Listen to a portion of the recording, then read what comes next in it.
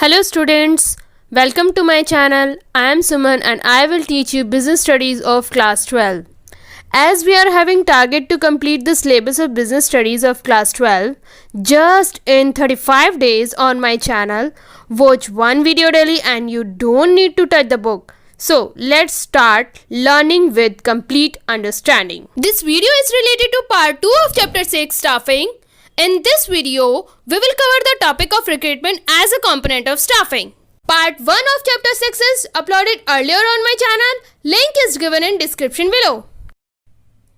Let's start the topic components of staffing. इसको हम elements भी कहते हैं. इसके 3 components हैं. इनको मिला के ही staffing बनती है. That is recruitment, selection and training. First element is recruitment. Recruitment क्या करेगा? सबसे पहले attracting more and more candidates. उसका पर्पस क्या रहेगा? उसने किस चीज पे वर्क करना है कि ज्यादा से ज्यादा कैंडिडेट्स उस फर्म में अप्लाई करें. Receiving large number of applications. वो कैसे करेंगे? इसके 2 सोर्स हैं.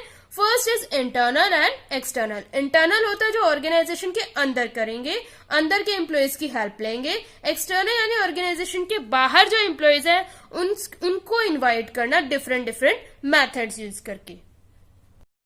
Let's know about the internal source of recruitment. इसमें क्या होता है? Inducing existing employees. जो ऑलरेडी एम्प्लॉयज हैं ऑर्गेनाइजेशन के अंदर, सिर्फ उनको ही इंड्यूस किया जाता है कि वो अप्लाई कर सकते हैं. जो पोजीशन वैकेंसी है अप्लाई भी करने की जरूरत नहीं है, क्योंकि ऑर्गेनाइजेशन को पहले से पता है कि कौन से उनके अच्छे एम्प्लॉयज है जिनको दूसरी डिपार्टमेंट पे या दूसरी जॉब पोस्ट पे ट्रांसफर कर सकते हैं या प्रमोशन दे सकते हैं. किसी आउटसाइडर को नहीं बुलाया जाता कि आइए आपको जॉब पोस्ट देते हैं, या कोई एप्लीकेशन फिलिंग नहीं होती. इसमें एडवांटेजेस क्या होते हैं? इकोनॉमिकल होता है. बिल्कुल इकोनॉमिकल है. इसमें कोई खर्चा नहीं होता, क्योंकि उन्हीं एम्प्लॉयज को ही हम दूसरी जॉब दे रहे हैं, एक जॉब से हटा के दूसरी दे रहे हैं. मोटिवेशन मिलता है एग्जिस्टिंग एम्प्लॉय को, तो उनको लगता है कि वो इतने ज्यादा एफिशिएंट है कि उनको दूसरी पोस्ट भी दी जा रही है कि वो एक डिपार्टमेंट से दूसरे डिपार्टमेंट में सब काम को हैंडल कर सकते हैं. Less amount spend on training. पहले से उन्हें सब कुछ आता है, उन्हें ट्रेनिंग देने की जरूरत नहीं है, तो लेस अमाउंट खर्च होता है. अगर दूसरे डिपार्टमेंट का वर्क डिफरेंट है तो थोड़ी सी ट्रेनिंग देने की जरूरत है, उससे ज्यादा नहीं. Familiar with rules and regulation. उनको पहले से ही सारे रूल्स और रेगुलेशंस पता होते हैं. No need to tell them. और इससे डिसएडवांटेजेस भी होते हैं कि नो फ्रेश और न्यू आइडिया. जब हम न्यू एम्प्लॉयज को ऑर्गेनाइजेशन में लाते हैं तो एक न्यू आइडिया भी आता है, नई क्रिएटिविटी वो लोग लेके आते हैं.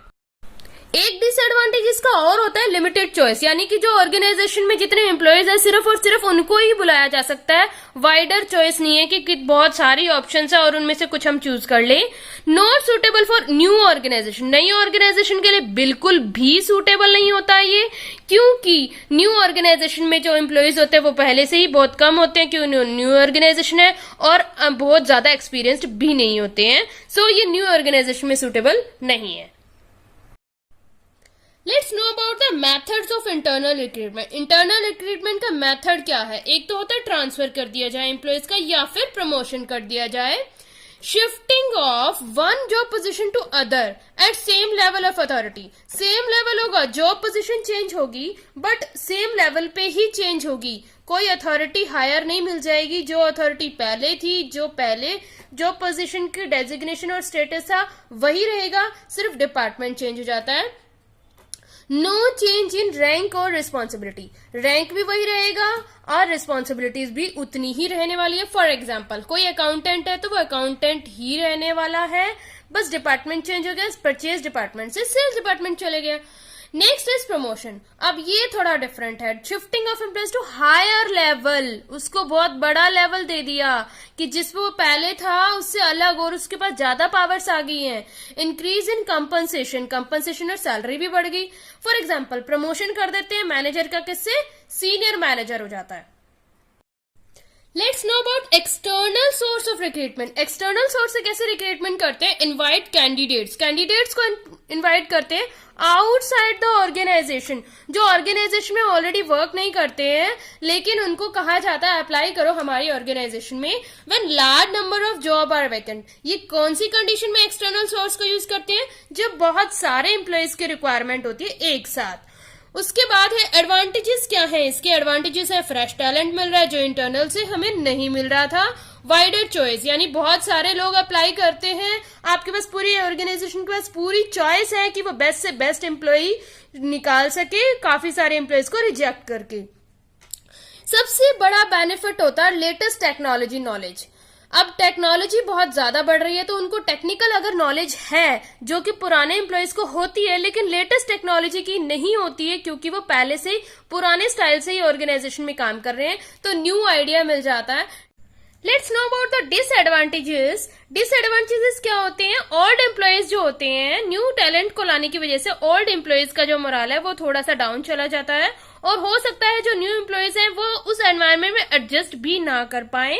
और ये एक एक्सपेंसिव प्रोसेस होता है। एक्सपेंसिव प्रोसेस इसलिए होता है क्योंकि एक तो बहुत ज्यादा लेंथी हो जाता है और लेंथी होने की वजह से बहुत ज्यादा टाइम वेस्ट होता है, बहुत ज्यादा मनी वेस्ट होती है और उनको अलग से ट्रेनिंग भी देनी पड़ती है। तो ये थे उसके disadvantages. Let's know about the methods of external source of recruitment. Methods जानते हैं अब हम। Direct recruitment. डायरेक्ट रिक्रूटमेंट यानी डायरेक्टली उनको नोटिस लगा देते हैं, गेट के ऊपर एक नोटिस लगा देते हैं कि जिसको भी इस पोस्ट के लिए अप्लाई करना है, इस ऑफिस में या इस फर्म में या इस ऑर्गेनाइजेशन में वैकेंसी है, वो अप्लाई कर सकता है। जो भी इंटरेस्टेड कैंडिडेट होता है वो इंटरव्यू के लिए आ जाता है। ये कौन सी जॉब पोस्ट के लिए ज्यादा सुटेबल रहती है? ये एक स्वीपर के पोस्ट के लिए ज्यादा सुटेबल है और पीएन के लिए ज्यादा सुटेबल है। Next method is casual callers. Casual callers यानी कि वो जो भी जॉब सीकर होते हैं वो वहां पे रिसेप्शन पे आके अपनी एप्लीकेशन फाइल छोड़ जाते हैं और इस तरह से जो रिसेप्शन पे जो भी जो उस जॉब प्रोफाइल पे होता है, रिसेप्शनिस्ट होती है, जो भी अटेंडेंट होता है, वो उस एप्लीकेशन फाइल को मेंटेन करता है जिसमें सारी की सारी एप्लीकेशंस रखी जाती हैं। Maintain waiting list. इस तरह से वो वेटिंग लिस्ट भी बना के रखते हैं। अगर कोई जॉब सिलेक्शन किया और उनमें उनको रिक्रूट नहीं किया गया लेकिन वो कैंडिडेट पसंद थे तो उनकी वेटिंग लिस्ट बना के रखते हैं कि नेक्स्ट टाइम उनको बुलाया जाएगा, इन्हीं कैंडिडेट्स को पहले बुलाया जाएगा क्योंकि उनका पूरा रिक्रूटमेंट प्रोसेस गो थ्रू हो चुका होता है लेकिन वैकेंसीज कम होने की वजह से उनको नहीं बुलाया गया होता। इसलिए उनकी वेटिंग लिस्ट बना लेते हैं कि अच्छे कैंडिडेट है, अभी हमें रिक्वायरमेंट नहीं, हम बाद में बुला लेंगे। उसकी वेटिंग लिस्ट बनाते हैं और जब भी रिक्वायरमेंट होती है तो सबसे पहले उन्हीं को ही कॉल करके पूछा जाता है अगर वो उस टाइम पे आना चाहते हैं। तो अगर वो उस टाइम पे नहीं आना चाहते उस जॉब के लिए, कहीं और जॉब कर रहे होते, तब किसी और के लिए रिक्रूटमेंट की जाती है। फर्स्ट प्रेफरेंस वेटिंग लिस्ट वालों के लिए होती है। Next method is advertising. Advertising बहुत ज्यादा कॉमन मेथड है और बहुत ज्यादा पॉपुलर मेथड भी है। इस तरीके से किसी भी जॉब के लिए रिक्रूटमेंट करने के लिए सिलेक्ट द मीडिया। अब जरूरी नहीं है एडवर्टीजमेंट का एक ही मेथड होता है, ये भी देखते हैं कि किस टाइप की पोस्ट है, कैसी रिक्वायरमेंट है, कितना खर्चा कर सकते हैं, उसके अकॉर्डिंगली मीडिया को सिलेक्ट किया जाता है। Fourth method is employment exchange. Employment exchange होती है वो एक गवर्नमेंट एम्प्लॉयमेंट एक्सचेंज होती है। ये गवर्नमेंट ऑपरेट करती है इन एक्सचेंज को। इसमें क्या होता है, जिनके पास भी जॉब अवेलेबल नहीं होती है वो लोग एम्प्लॉयमेंट एक्सचेंज में जाके अपना नेम राइट करा देते हैं और अपना बायोडाटा और डिटेल भी दे देते हैं। एक तरह से ये एम्प्लॉयमेंट एक्सचेंज है मिडिल मैन का काम करती है, जॉब सीकर और ऑर्गेनाइजेशन के बीच में, इन दोनों के बीच में मिडिल मैन का काम करती है। तो इस तरह से वो अपना बायोडाटा छोड़ देते हैं और एम्प्लॉयर्स उनसे कांटेक्ट कर लेते हैं एम्प्लॉयमेंट एक्सचेंज में किन किन को जॉब की जरूरत है और उनसे कांटेक्ट कर लेते हैं। Fifth method is placement agencies and management consultant. Placement agencies क्या होती है? ये एक तरह की प्राइवेट एजेंसीज होती है, होती एम्प्लॉयमेंट एक्सचेंज की तरह ही है लेकिन ये प्राइवेट है और इसके लिए ये चार्ज करती है फीस। ये वर्कर्स से यानी एम्प्लॉयज से जो वहां पे बायोडाटा छोड़ के जाते हैं और जिन्हें जॉब की जरूरत है उनसे फीस चार्ज करती है अपनी सर्विसेज प्रोवाइड करने के लिए। ये भी एक तरह के मिडिल मैन है और इनको हम क्या कहेंगे, डिमांड और सप्लाई को मैच करें। डिमांड किस चीज की? एम्प्लॉयज की डिमांड है जो उसको पूरा कर रहे हैं। सप्लाई किसको चाहिए? ऑर्गेनाइजेशन को चाहिए। वर्कफोर्स क्या होते हैं? एम्प्लॉयज होते हैं। एम्प्लॉयज की डिमांड और सप्लाई को मैच करने के लिए जो ऑर्गेनाइजेशन को जितने एम्प्लॉयज चाहिए वो कौन प्रोवाइड करा के देगी? प्लेसमेंट एजेंसीज प्रोवाइड करा के देंगी। तो इस तरह से वो हम कह सकते हैं कि डिमांड और सप्लाई को मैच कर रहे हैं। Sixth method is campus recruitment. Campus recruitment क्या होता है कि जो सीनियर मैनेजर्स होते हैं एक अच्छी ऑर्गेनाइजेशन के, वो विजिट करते हैं कॉलेजेस को, इंस्टीट्यूट्स को। वो वहां पे क्या देखते हैं, जिनके कोर्स कंप्लीट होने वाले होते हैं उन ग्रेजुएट्स से मिलते हैं ताकि उनको क्या मिले, लेटेस्ट टेक्नोलॉजी मिलती है उससे। यानी कि जो रिसेंटली पास आउट होने वाले हैं उनको पहले ही रिक्रूटमेंट करके अपनी ऑर्गेनाइजेशन में लाना, फ्रेश कैंडिडेट्स को, ये उनका मोटिव होता है। ये किस टाइप की जॉब के लिए ज्यादा सुटेबल होता है? इंजीनियर्स की जॉब के लिए, कंप्यूटर प्रोग्राम और एमबीएस के लिए।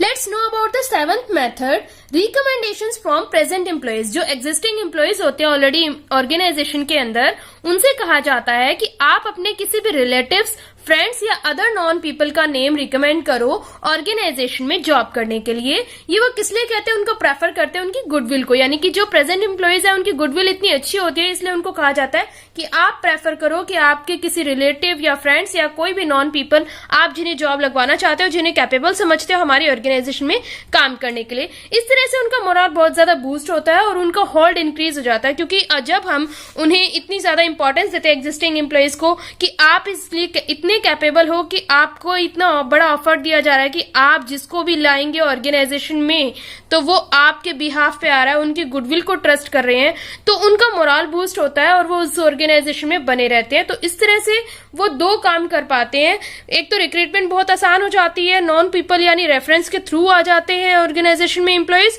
और दूसरा जो पहले से एम्प्लॉयज है उनका होल्ड भी इंक्रीज हो जाता है ऑर्गेनाइजेशन में। दो बेनिफिट होते हैं इसको करने के।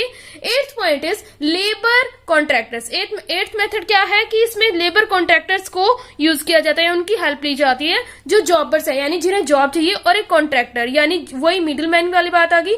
कॉन्ट्रैक्टर कौन हो गए, मिडिल मैन की तरह ही होते हैं, जैसे गवर्नमेंट एम्प्लॉयज के एक्सचेंज है जिस तरह से और कंसल्टेंसीज है उस तरह से कॉन्ट्रैक्टर्स होते हैं। वो अलग पोस्ट के लिए होते हैं, अलग पोस्ट के लिए ज्यादा सुटेबल है, ये अलग पोस्ट के लिए ज्यादा सुटेबल है। देखते हैं कौन सी पोस्ट के लिए कॉन्ट्रैक्टर वर्ड यूज किया गया है। Reach of labour from villages. अब लेबर जब चाहिए होते हैं ऑर्गेनाइजेशन को, जब एजुकेटेड पीपल चाहिए तो वो एम्प्लॉयमेंट एक्सचेंज में जाएंगे। गवर्नमेंट एम्प्लॉयमेंट एक्सचेंज में वो लोग होंगे जो बिना फीस पे किए ही जॉब लेना चाहते हैं। और दूसरी कंसल्टेंसीज में हमने कौन सा पढ़ा है, ये वाली कंसल्टेंसीज मैनेजमेंट कंसल्टेंट है, प्लेसमेंट एजेंसीज है, इसमें उनको फीस चार्ज करनी पड़ती है। फीस चार्ज करके जो जॉब लगवाते हैं उसको हम कहेंगे प्लेसमेंट एजेंसीज। जो बिना फीस ले कर रहे हैं, गवर्नमेंट ऑपरेट कर रही है, वो भी एम्प्लॉयज को लेके आ रही है, वो ये एजुकेटेड पीपल के ज्यादा सुटेबल है। लेकिन जब लेबर चाहिए तो उसके लिए हम क्या कहेंगे, कॉन्ट्रैक्टर्स। कॉन्ट्रैक्टर होंगे reach of labour from villages. Rural areas में ही मिलेंगे लेबर्स, तो कहाँ मिलेंगे, विलेजेस में मिलेंगे या फिर रूरल एरियाज में मिलेंगे। अब वो फैक्ट्री तक कौन लेके जाएगा, उनको कॉन्ट्रैक्टर लेके जाएंगे लेबर को विलेजेस और रूरल एरिया से फैक्ट्री तक या कंस्ट्रक्शन साइट तक। कौन लेके जाएगा, कॉन्ट्रैक्टर लेके जाएगा। तो यहीं से ही पता चल रहा है कौन सी जॉब के लिए ज्यादा सुटेबल है, लेबरर्स के लिए और अनस्किल्ड वर्कर्स के लिए। और सबसे बड़ी बात, ये बहुत ही शॉर्ट नोटिस पे ही आपको प्रोवाइड करा देंगे ऑर्गेनाइजेशन को जो भी लेबर चाहिए होंगे। इसके लिए बहुत लंबा चौड़ा प्रोसेस करने की उनको जरूरत नहीं पड़ती। जब भी रिक्वायरमेंट होती है कॉन्ट्रैक्टर को कॉन्टैक्ट करेंगे और वो बहुत ही ज्यादा शॉर्ट नोटिस पे आपको लेबर ला के दे देंगे। 9th method is advertising on television, यानी टीवी पे भी एडवर्टीजमेंट देने का एक ट्रेंड बन चुका है जो बिल्कुल लेटेस्ट ट्रेंड है। टेलीकास्ट कर देते हैं अलग अलग चैनल्स पे कि इस ऑर्गेनाइजेशन में जॉब की वैकेंसी है, वहां पे अप्लाई कर दो, और उसमें इन्फॉर्म किया जाता है कि जॉब की रिक्वायरमेंट क्या है, क्या क्या क्वालिफिकेशन और एक्सपीरियंस होने चाहिए। 10th method is web publishing. Web publishing क्या है, सर्टेन वेबसाइट्स है, कुछ वेबसाइट्स बनी हुई हैं स्पेशली इसी चीज के लिए बनी हुई हैं कि उसमें जॉब सीकर यानी जिनको जॉब चाहिए वो अप्लाई कर देते हैं, देख लेते हैं कौन सी कंपनी में वैकेंसी है, उसके अकॉर्डिंग अपनी जॉब के लिए अप्लाई कर देते हैं, और कंपनी भी उसी वेबसाइट के ऊपर आके चेक कर लेती है कौन कौन से जॉब सीकर्स हैं, उनको अप्रोच कर लेती है। इसके लिए कुछ एग्जाम्पल दिए हुए हैं naukri.com और monster.com, और अभी बहुत सारी वेबसाइट बन चुकी है इसके लिए। Thank you for watching this video. Stay connected to get more videos. Please subscribe my channel, like, comment and share my videos. Thank you.